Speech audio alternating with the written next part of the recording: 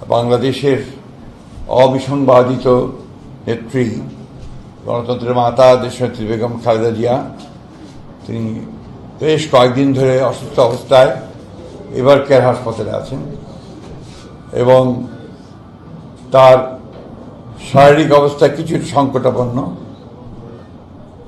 দেশের বিশিষ্ট চিকিৎসকবৃন্দ, বিদেশের আমেরিকার জন হপকিন্স এবং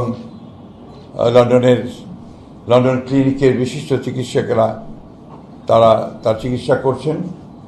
গতকাল রাতে তারা একটা মেডিকেল বোর্ডে সভা করেছেন প্রায় 2 ঘন্টা 2.5 ঘন্টা ধরে, এবং সেখানে তার চিকিৎসার ব্যাপারে সমস্ত চিকিৎসকদের মতামত নিয়ে তারা কথা বলেছেন এবং কিভাবে চিকিৎসা তারা করবেন এবং সেই চিকিৎসাটা কি ধরনের হবে সে বিষয়ে তারা কালকে মতামত দিয়েছেন নিজেদের মেডিকেল বোর্ডে। তাকে বিদেশে নেওয়া প্রয়োজন এই কথা তারা বলছেন যে হয়তো প্রয়োজন হতে পারে, কিন্তু তার এখন যে শারীরিক অবস্থা, সে অবস্থায় তাকে বিদেশে নেওয়ার মতো কোনো শারীরিক অবস্থা নেই। শারীরিক অবস্থা আল্লাহ অশেষ রহমতে যদি স্টেবল হয় তখন চিন্তা করে দেখা হবে যে তাকে বিদেশে নেওয়া সম্ভব হবে কিনা।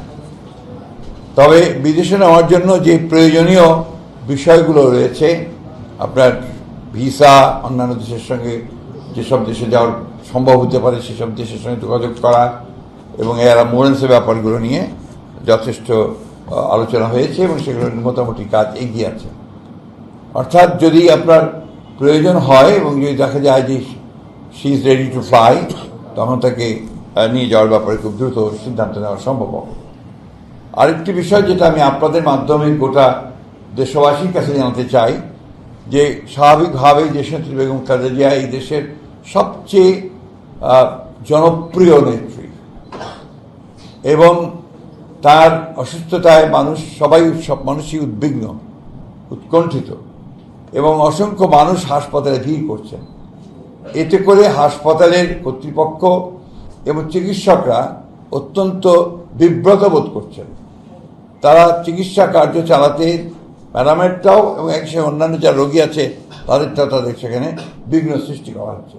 তা আপনাদের মাধ্যমে আমি সকলের কাছে অনুরোধ জানাতে চাই যে আপনারা কেউ দয়া করে হাসপাতালে ভিড় করবেন না। অনুগ্রহ করে বিএনপি নেতা কর্মী, তার শুভাকাঙ্ক্ষী বা দেশের মানুষ, তারা দয়া করে হাসপাতালে ভিড় করবেন না। আমরা সময় মতো আপনাদেরকে তার হেলথ বুলেটিন সম্পর্কে জানানো হবে, সেটা আপনারা জানবেন, কিন্তু আবার অনুরোধ করছি দয়া করে কেউ সেখানে উপস্থিত হবেন না।